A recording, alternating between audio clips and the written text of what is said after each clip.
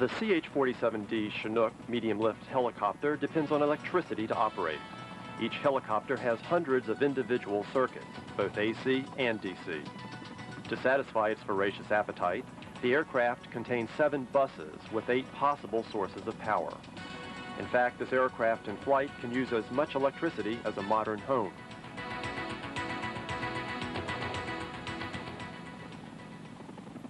The electrical installation on the CH-47D is comprised of 2 similar but independent AC and DC generating systems called number 1 and number 2. Each system has the capacity to supply the electrical requirements of the aircraft. Both the AC and DC circuits are controlled from power distribution panels, or PDPs. Each of the circuits in the aircraft is protected by a circuit breaker on one of these panels. The number 1 power distribution panel is located outboard of the co-pilot's seat on the left side of the cockpit. Essentially, it services the left side of the aircraft. The number 2 power distribution panel is located outboard of the pilot's seat on the right side of the aircraft. It basically services the right side of the aircraft. Primary AC power to operate the aircraft in flight is provided by 2 Lucas 40 kVA AC brushless generators that produce 200 volt, 400 hertz, 3-phase power. These generators are mounted on and driven by the aft transmission and are cooled by oil from the aft transmission. The number 1 main generator, mounted on the left side of the transmission, provides AC power for the number 1 AC bus, which is in the number 1 PDP. The number 2 main generator is mounted on the right side of the transmission. It provides AC power for the number 2 AC bus in the number 2 PDP. The number 1 and number 2 generators are identical.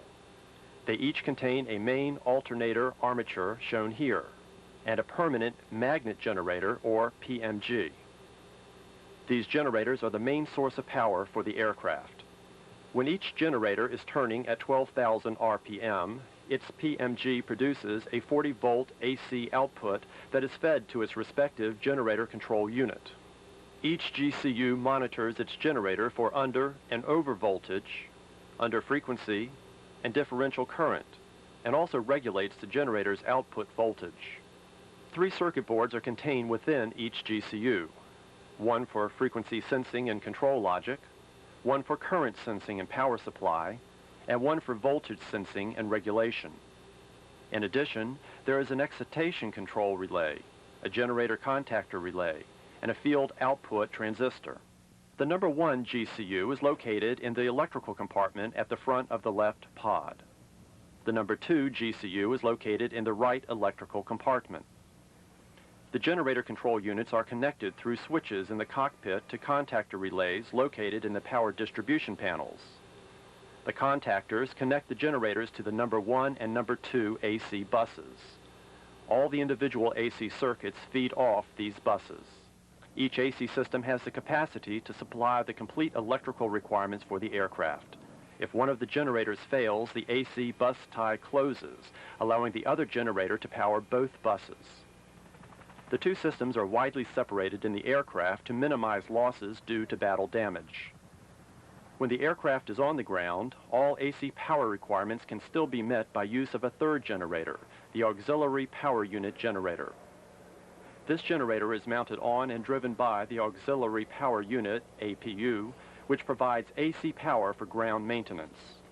The APU generator is an air-cooled 20 kVA AC brush or brushless generator. It produces 205 volts, 400 hertz, 3-phase power. The APU generator also has a permanent magnet generator. The PMG for the APU generator supplies AC and DC power as soon as the generator starts turning. It, in turn, is connected to its own GCU, which is different from the GCUs used by the main generators. This control unit has 2 plug receptacles on the front. It uses a black conversion plug to control a brush-type generator or a red conversion plug with a brushless type generator. The APU generator control unit contains 4 circuit boards. They are for under and over voltage protection, under frequency, voltage regulation, and differential current. The generator control unit for the APU generator is located in the right electrical compartment. There is a switch for it on the electrical panel, and a contactor and a slave relay in the number 2 PDP. When these relays are energized, they will connect three-phase AC to the number 1 AC bus. Power is then routed through the number 2 AC bus tie to the number 2 AC bus. If it's impossible or impractical to start the engines or the APU, you can still get AC power to the aircraft. There is an external power receptacle in front of the left electrical compartment. It is connected to the external power monitor inside the left electrical compartment. This device monitors the incoming power for proper frequency, over or under voltage, and phase sequence. If the power is acceptable and the aircraft is not receiving power from the onboard generators, the external power contactor in the number 1 PDP connects it with the number 2 AC bus. The bus tie will also connect it to the number 1 AC bus, powering the whole aircraft. If any of the onboard generators start producing power, the external AC is disconnected from the bus. Many of the instruments require 26 volts AC.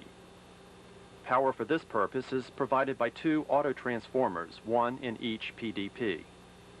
The auto-transformers receive 115 volts AC and step it down to 26 volts AC. That completes the AC system, but the Chinook also needs DC power to operate. The DC power system of the CH-47D contains 5 DC buses. 4 of these buses are powered by any of 4 possible power sources. The 5th bus, the battery bus, is only powered by the battery. The CH-47D has a 19-cell, 24-volt nickel-cadmium battery.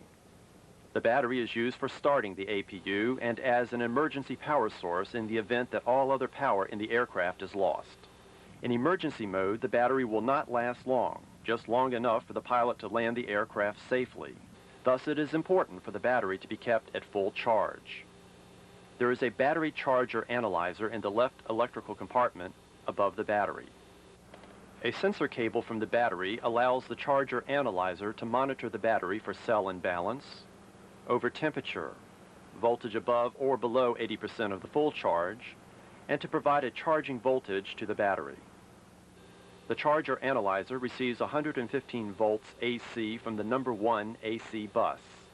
It converts this AC to DC to charge the battery anytime the battery voltage falls below 80% of full charge.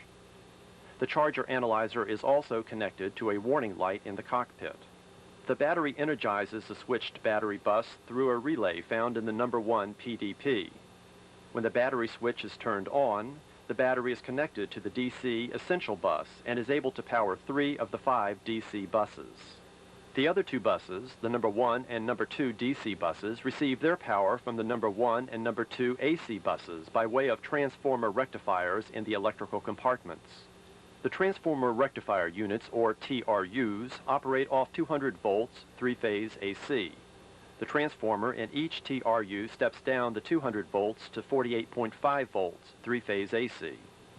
6 rectifiers convert the 48.5 volts AC to 28 volts DC. Inside the TRU is a cooling fan operated by AC. An AC quick disconnect input connector is located on top of the TRU with positive and negative output terminals located underneath. The number 1 TRU, located in the left electrical compartment, powers the number 1 DC bus, the essential DC bus, and the switched battery bus. The number 2 TRU, located in the right electrical compartment, powers the number 2 DC bus and the essential DC bus. To protect and control the TRUs, reverse current cutout relays are connected to the TRUs. As soon as the voltage coming from the TRU is greater than the voltage from the battery, the reverse current cutout relay, located in the PDPs, will connect the transformer rectifiers to the DC buses.